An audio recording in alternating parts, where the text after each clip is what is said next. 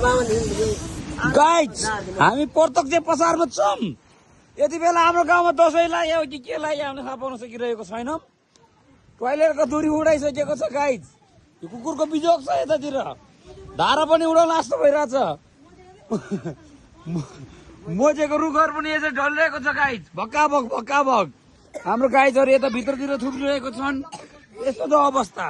हामी पनि यसरी लुकी लुकी भिडियो बनाइरहेको छ भने हाम्रो गाउँ पुरै उडाउन लागिरहेको छ। यस्तो अवस्था छ गाइज, हेर्नुहोस्। दसैँको बेला गाइज हामी प्रत्यक्ष पसारमा छौँ। यस्तो अवस्था छ, हेर्नुहोस् उडाइरहेको छ। मोजेको रुखहरू पनि बग्ला बग्ला डालिरहेको छ भने टोइलेटको जस्तो पनि फुच्चै उडाएर लगिसकेको छ। माथि कौसीमा त केही पनि छैन, यहाँ ढुङ्गाको खानी पनि उडाइरहेको छ गाइज। हामी प्रत्यक्ष पसारमा छौँ।